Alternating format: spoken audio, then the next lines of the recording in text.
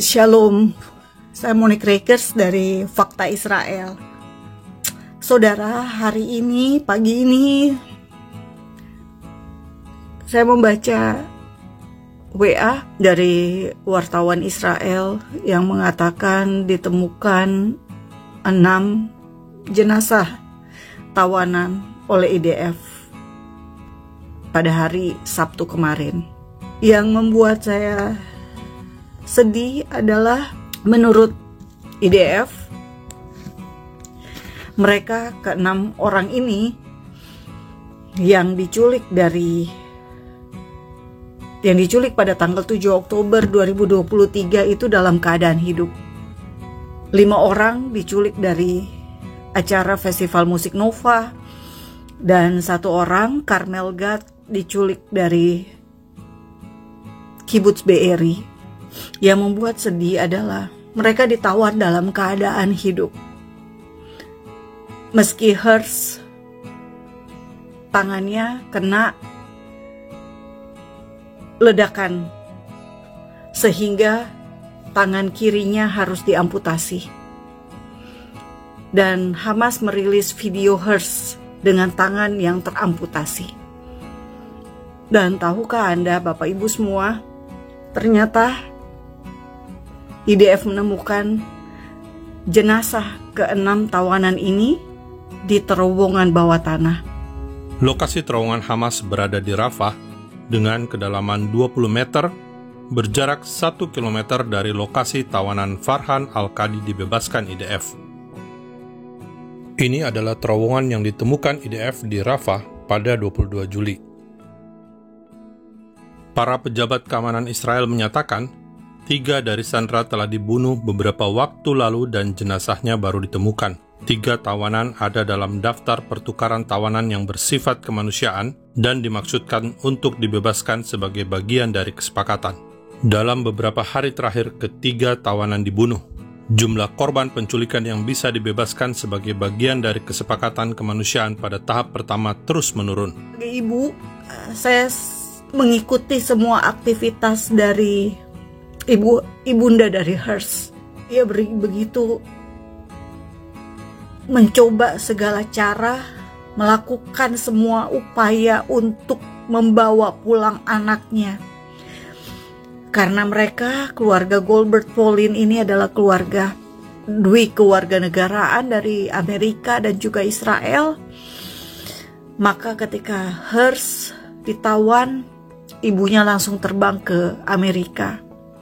Bolak-balik dia berusaha bertemu dengan semua orang yang bisa dianggap membuka jalan agar anaknya bisa bebas.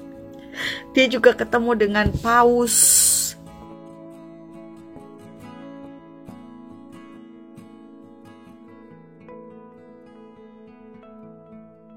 Jumat kemarin di pinggir perbatasan Israel dengan Gaza, ibunda Hersh ini berteriak ke arah Gaza supaya anaknya mendengar suara ibunya bahwa ia ada di dekat perbatasan Gaza.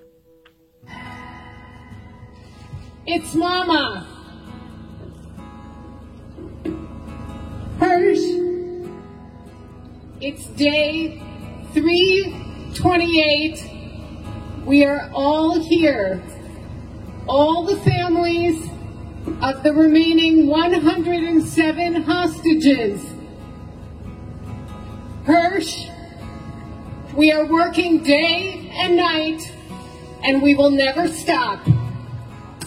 I need you to know that I am giving you now the blessing I give you every single morning when I pray for you, and every Friday night I go out on the porch and I put my hands up toward Gaza and I give you the Kohanic blessing. May God bless you and keep you. May God shine His face upon you and be gracious to you.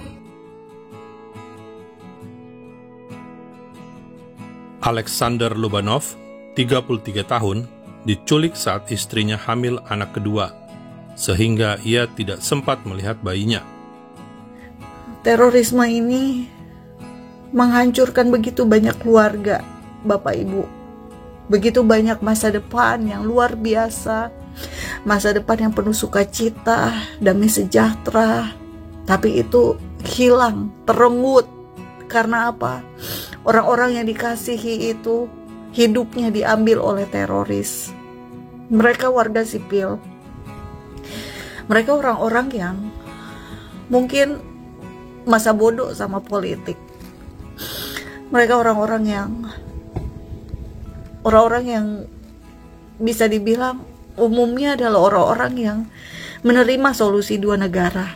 Orang-orang yang mau hidup berdampingan dengan orang-orang Palestina, orang-orang di Gaza. Bahkan festival musik Nova mereka berani adakan di dekat perbatasan Gaza, karena mereka percaya bahwa koeksistensi itu bisa dilakukan, bisa terjadi. Ternyata enggak. Ternyata yang terjadi seperti ini. Mungkin banyak orang akan bilang, orang Gaza juga mati anaknya, orang Gaza juga tewas. Memang kedua belah pihak menderita, kedua belah pihak kehilangan banyak anggota keluarga. Satu pihak, dalam hal ini Israel, mereka berupaya untuk melakukan perdamaian. Mereka sudah menyerahkan tanah Gaza pada tahun 2005. Mereka tidak ingin ada konflik, mereka tidak ingin ada perang. Mereka berusaha untuk hidup damai. Anda bisa lihat video-video ketika kami bertemu dengan orang-orang kibuts. Mereka begitu baik kepada orang-orang Gaza. Orang-orang yang menjemput orang Gaza dari perbatasan dan membawa ke rumah sakit Israel. Orang-orang yang memberikan bantuan dana tiap bulan. Orang-orang kibuts BRI memberikan bantuan dana kepada orang-orang yang dulu pernah bekerja di kibuts mereka, memberikan gaji walaupun orang-orang itu udah gak kerja lagi di situ. Tapi apa yang didapat? Malah warganya diculik, disandra dan tewas. Sampai sekarang masih ada 100-an di Gaza. Apa yang bisa kita lakukan? Damai hanya bisa tanpa teroris, Bapak Ibu. Damai hanya bisa tanpa terorisme. Itu saja yang saya ingin katakan. Dan damai hanya bisa dimulai dari diri kita sendiri. Kita gak boleh mendukung terorisme. Kita gak boleh setuju pada tindakan Hamas. Sangat-sangat biadab, sangat brutal. Menculik di masa modern seperti sekarang ini, itu gak bisa diterima. Silakan Anda tidak setuju, tapi saya menolak kekerasan dan teror.